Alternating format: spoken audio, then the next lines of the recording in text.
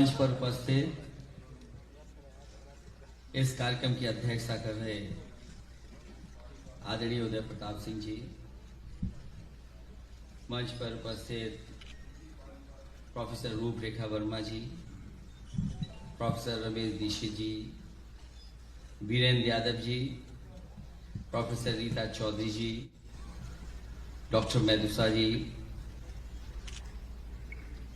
दीपक कबीर जी, सरप्रिया सांगवान जी, और जिनके बुलाने पर हम सब लोग यहाँ पर मौजूद हैं, डॉक्टर लक्ष्मण यादव जी, और इस कार्यक्रम में उपस्थित सभी हमारे बुद्धिजीवी समाजवादी साथियों,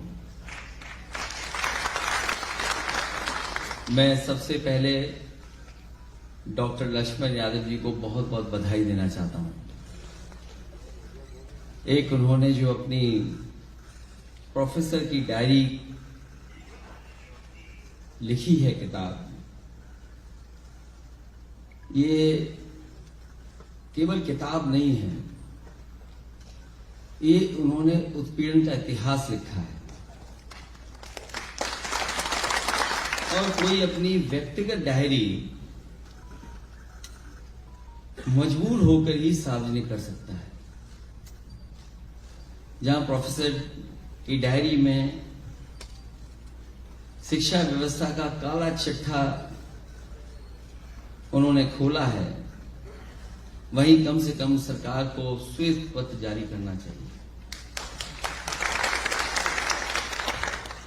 और मैं इस बात को मानता हूं कि ये किताब केवल हम लोगों ने नहीं खरीदी है,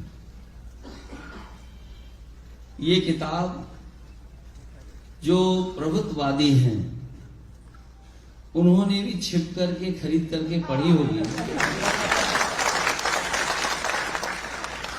और वो सोच रहे होंगे कि उनकी कितनी पोल खोली गई है इसमें। मैं इनको इस ऐसी किताब के लिखने पर बहुत बधाई देना चाहता हूं। मेरे से पहले सभी वक्ताओं ने अपनी बात रखी है और बहुत जानकारी के साथ साथ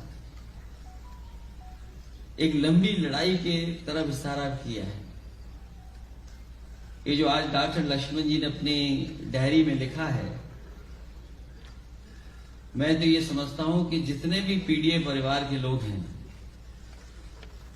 अपने जीवन में कितनी भी ऊंचाई पर पहुंच जाएं, कभी न कभी इस तरह का व्यवहार स्वीकार करते हैं, अपमान उनको फेस करना पड़ता है।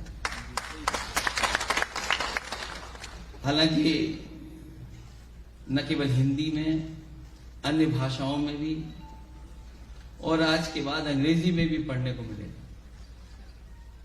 और ये जो हमारे तमाम साथी हैं, मुझे पूरा भरोसा है कि न केवल ये पढ़ेंगे बल्कि डॉक्टर लक्ष्मण जो लड़ाई लड़ रहे हैं उनका उसमें साथ भी देंगे। और जैसा कि अभी प्रोफेसर रूपरेखा वर्मा जी ने इशारा किया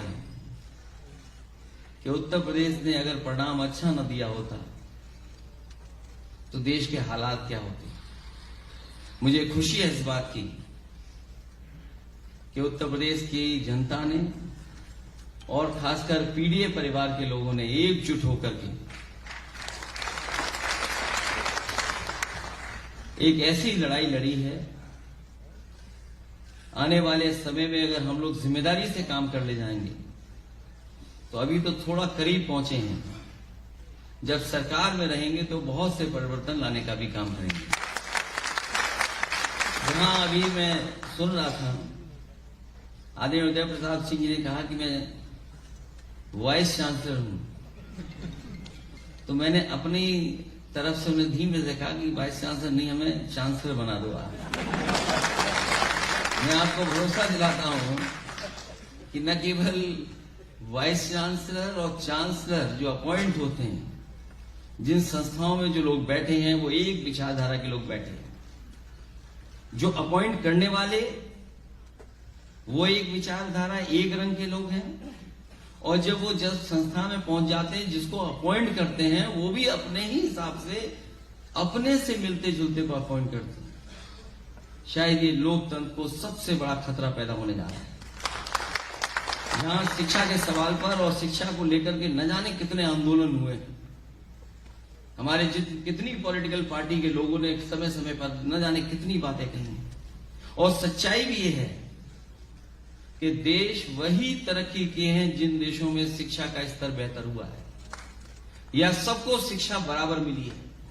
इधर देखने को मिलता है कि सबसे ज्यादा हमला अगर किसी संस्था पर हो रहा है तो वो कॉन्स्टिट्यूशनल बॉडीज के साथ साथ सबसे ज्यादा हमला इस सरकार में अगर किसी पर हुआ है तो हमारी शिक्षा की संस्थानों पर हुआ। जहां अभी प्राइवेट यूनिवर्सिटियां आ रही हैं, वहीं सुनने में ये भी आ रहा है कि अब तो विदेश की यूनिवर्सिटी भी भारत में आ जाएंगी। जब हम प्राइवेट यूनिवर्सिटी में कहीं नहीं खड़े हैं, सरकारी यूनिवर्सिटियों में हम कहीं नहीं खड़े हैं, तो सोचिए जो विदेश की यूनिवर्सिटियां आ जाएंगी तो हम कहां खड़े दिखाई देंगे। इसलिए लड़ाई बड़ी है जो हजारों साल से हमारी चलती आई है, उस पर कभी न कभी विराम तो लगेगा ही।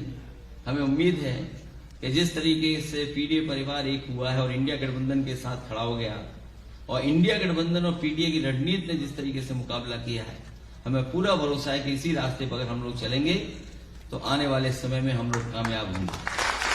और जो कुछ डॉक्टर लक्ष्मण यादव जी के लिए हुआ है, अभी तक तो उन पर बंदिश थी, पढ़ाने का समय था, लेकिन अब आजाद हो गए आप। अब आपको किसी बंदिश में कोई बांध नहीं सकता है। अब आप आजाद हैं और हमें पूरा भरोसा है कि आवाज आजाद रह करके जो आपके ऊपर गुजरा है उसकी लड़ाई लड़ेंगे। हम लोग साथ हैं, आपके पूरे सम्मान के साथ आपको आगे बढ़ाने का काम करेंगे। इन्हीं शब्दों के साथ आए हुए तमाम साथियों का बहुत बहुत धन्यवाद देता हूं। इस किताब के माध्यम से जो जानकारी दी है आपने, जो आपने संघर्ष के बारे में बताया है और जिस तरीके से संस्थाओं में जो कुछ चल रहा है, शायद ही कभी ऐसा हुआ होगा जो आज संस्थाओं में हो रहा है। हमें उम्मीद है कि आने वाले समय में संस्थाओं को भी सुधारने का काम होगा। बहुत बहुत धन्यवाद।